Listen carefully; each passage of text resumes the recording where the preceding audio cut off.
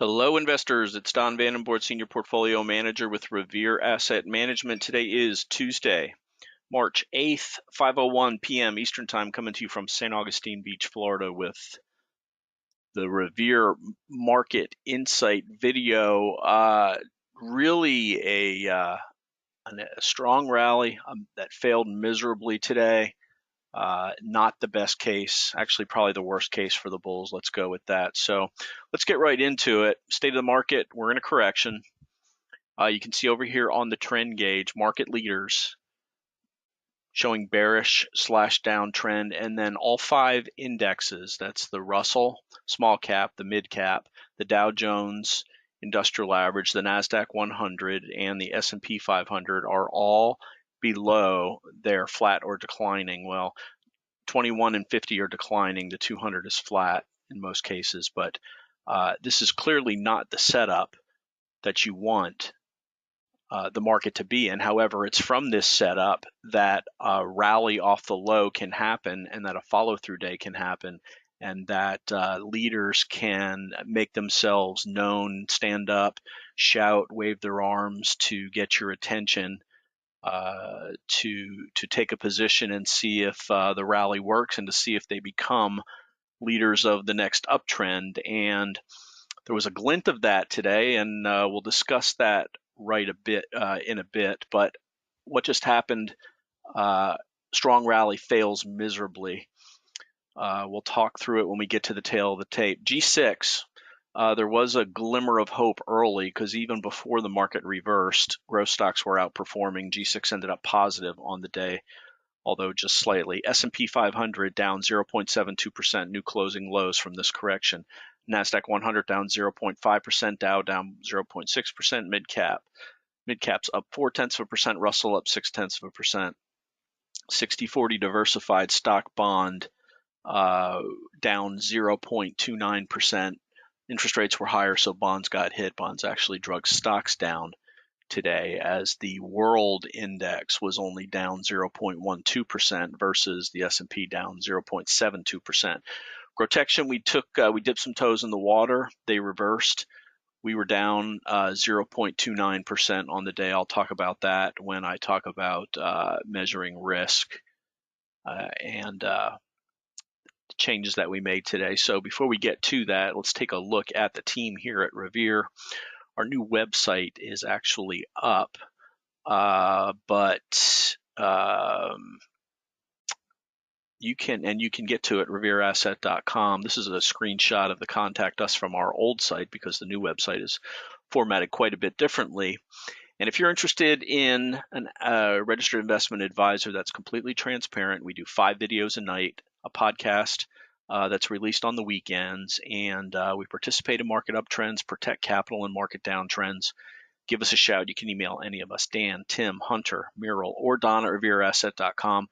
Call 855-REAL-WEALTH. That's 855-732-5932. So let's get into the charts, and let's bring up the tail of the tape. So here's your S&P 500. Let's go to a 5-minute chart. So today, President Biden came out. It was announced early. As we know, oil has been rallying very strongly. And part of it was on the expectation that the USA was going to ban imports of Russian oil. That was announced around this time today, where we bottomed. And it was a sell the news event on oil, as it reversed quickly, gained some of the strength back during the day. Let's take a look at the USO here. So here we're up on the day. Here's the sharp reversal, a little bit of a corrected rally, and then going sideways. I don't know if this is going to put a top in oil. All the calculations have been done that if Russian oil is brought off the market, what that's going to do to the supply and demand factors. Several CEOs of domestic oil companies came out today, said they were going to do their part to increase production. So let's take a look at let's take a look at NRGU. This is really the top 10 big oil players. And you can see big sell-off from 435 down to 360 on NRGU. This is triple leveraged, by the way. Big drop down What we did in-house was kind of seen too many sell the rally or sell the news um, events lately. We bought Halliburton back here on Friday, had a decent little pop into it, had a nice day up yesterday, had a nice start to the day. So we were up basically 15% in 2 days on it, and we wrapped that profit up. It did drop and then back into the range from Friday. So book those gains. So 15% on 3%. So we gained 0.45% to the overall portfolio, and we're using that gain to reinvest in the market. We took our profits with this being extended when it was up here, the top of this. Yes, I realize oil's in an uptrend. So Don, why are you selling oil stocks? Well, 15% in 3 days in this market, you got to take it regardless of what you're invested in. There's just been too many harsh reversals across the board. Gold stocks were another one that had a harsh reversal today, although they've ended up finishing positive. If you want to take a look at that, same situation, just a harsh reversal. So really makes the lows of today, if you're going to reverse even lower, more critical, because you're seeing a bunch of candles similar to this, which is the day 2 candle of a what's called an evening star pattern. This also is GDX being at the top of its range, and it also went up from 30 to 40. So you got a 33% move in about 5 weeks, due for a pullback. You don't want to be buying extended. So that was one of the reasons why we took our Halliburton profits. Then when we saw the market taken off to the upside, we had our 2121 list and a couple other stocks that we had our eyes on for very low risk entry points. And I'm going to show those. One of them was Nucor, but first I'm going to go through the rest of the indexes. So you're on board with the headwinds. You're on board with where sentiment has been. No real changes there. Our bull case failed on 3.7 when the rally failed. Our bear case is intact under the 200-day moving average. News today: U.S. bans Russian oil imports. But then, shortly after Biden was finished talking and a rally started, a headline came out that said Ukraine said that they're fine, they don't want to join NATO, and the market really took off to that, and we added some exposure on that. That ultimately failed into support. What are you talking about? Well, my watch, the main thing I wanted to watch today was the prior support, 4290 on the S&P. Was that going to flip to resistance? The result was yes, an attempted rally failed right there. So let's go back to the S&P 500. This frequently happens when markets just make turns.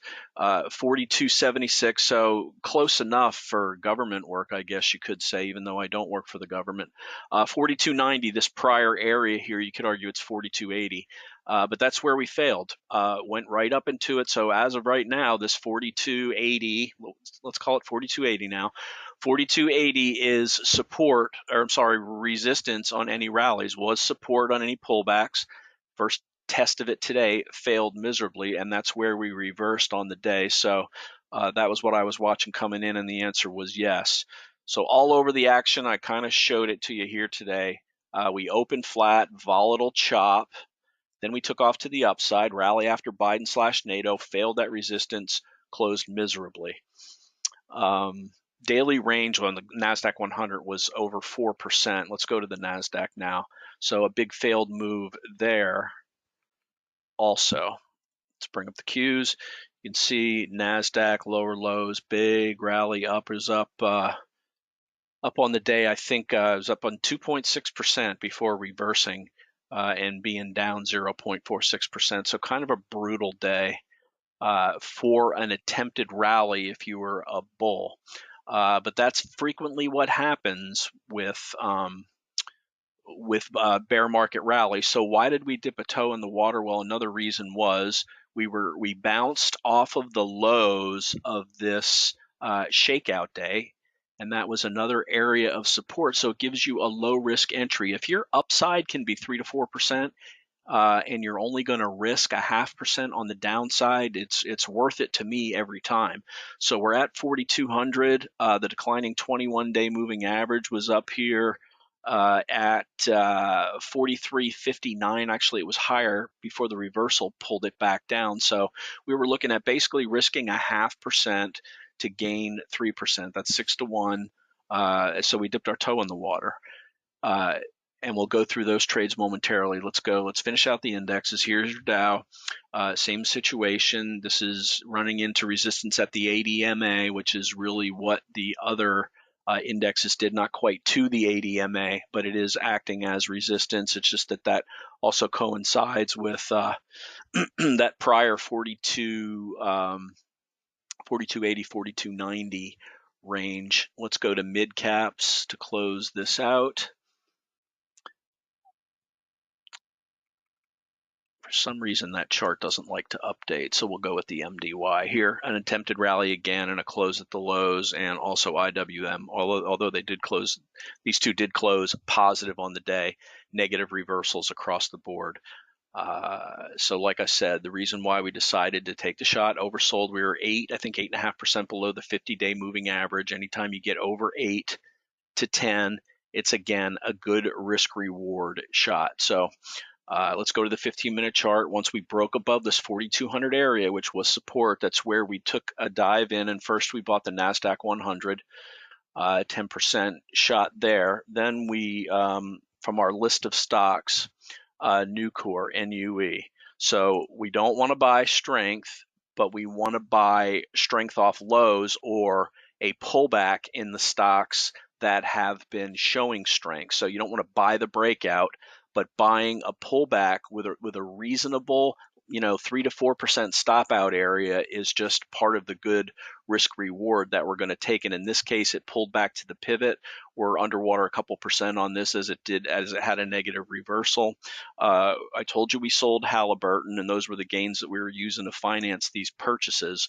Palo Alto had bounced off the 50-day and was positive. It was about 530 where we bought it. It reversed, and we're sitting right on the 50-day moving average. So we're down about a very small percent on this. If all three of these stop out, we're only going to lose about 0.3% between the three of them. And then the last one that we took, and we're very, very close to our stop on this, Raytheon bounced off the 21 at the time, closed below the 21. Not a good move. We're very close to our stop on Raytheon. So we also then bought the Dow, DIA, again when it was rallying. Now when these reversed and came back through the pivot where they should have stopped during the pullback, we put a hedge on. So we basically eliminated all our risk, locked in. If we get out even, it'll be about 0.1% loss on the DIA versus the total overall portfolio, about 0.1% loss on the NASDAQ 100 versus the overall portfolio. We have these hedged with SPXU. We did that when we broke back down that pivot in the 4,200 area on the S&P 500. So measured our risk, broke out above this 4,200, bounced off of a big support area, 5 or 6 to 1 upside to downside risk. We took our shot. We bought 2 ETFs, 3 stocks, locked in a profit on Halliburton, and we pulled back and it didn't work. Then it tried again and failed again. So like I said, the positions that we took here, let's go through this. QQQ and DIA, we're down about 0.1% on each of those, but our remaining risk is hedged. Palo Alto, RTX, and NU, if we get stopped out on those, we'll be risking 0.3%. We gained 0.45% on HAL, so we're risking less than 0.1% between all of our stops, including the gains that we had from Halliburton. So good risk reward to enter based on what was happening intraday off of support. Didn't, as of right now, not working the way we wanted it to. Ugly close. We'll see what tomorrow brings. We've got our risk measured, and we're ready in either case. So today's close 41.71, strong intraday move up, failed, new closing low. If we bottom line it here, worst case for the bulls, from a 1.8% gain on the S&P 500 to a negative reversal to new closing lows. Let's go back to the daily chart here, and that's ugly. 4,200, we had 4,300 resistance. Now we got 4,200 coinciding over here from June on the left side of the chart, but the market, when it makes reversals like this, it just reinforces that it's weaker than even you might think it would be. That rally was pretty strong intraday, especially with the double prong news that NATO might be okay. So we took a shot. As of right now, our risk is defined. If we get stopped out, it'll be a tiny loss, but thought it was worth it. So let's go through a couple of other charts, some things that may be potential leaders. Enphase.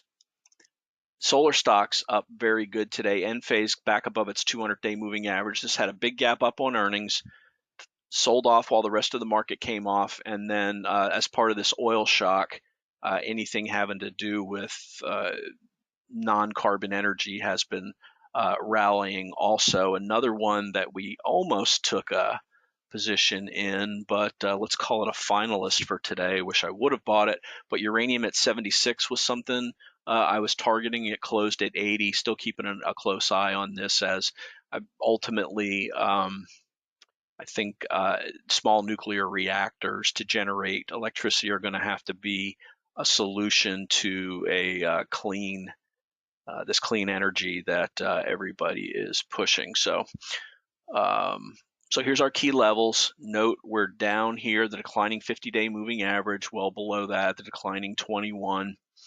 This is really the key chart here, S&P 500. And as these continue to trickle down, anytime we run into them, they're acting as support. Even the earth resistance, even the 8 is acting as resistance now. So that's the first level that we would look to get above on any kind of a rally. Technically, because we haven't broken below the low of today's low, by William O'Neill rules, this rally is still intact. Not to me, it's not. I switched to correction when we broke below the close of that day because it was a big slingshot to the upside. You can argue with me if you want to, and just because if we get a rally on day 9 or day 10 as opposed to me counting this as the day off the low, it's not really going to matter. What's going to matter is how the individual stocks are acting. So call that a modified O'Neill rule if you want to. That's going to wrap it. So as always, love to hear from you. Email don@revereasset.com, the phone 855-REAL-WEALTH. Check out our new website, revereasset.com. And what we're looking for the rest of the week is this 4,200 area, a lot of support over here from May and June. Is this just an undercut and it's going to hold? The prior two shakeouts on 124 and 224, this one came close. This undercut and recovered. This one bounced off of it, got back above it today, looked like it was going to rally, but then tough sell-off going into the close. So let's see what happens tomorrow. We have effectively 0.22% with these 3 positions that we have, exposure to the market, close to our stops on all of them. And as I said, I talked about how our downside was measured. That's going to wrap it. Hit me up if you want to. Hope you enjoyed the video. Don Vandenbord wrapping up an ugly day, Tuesday, May 8th, with just the facts. Thanks for listening and have a great day.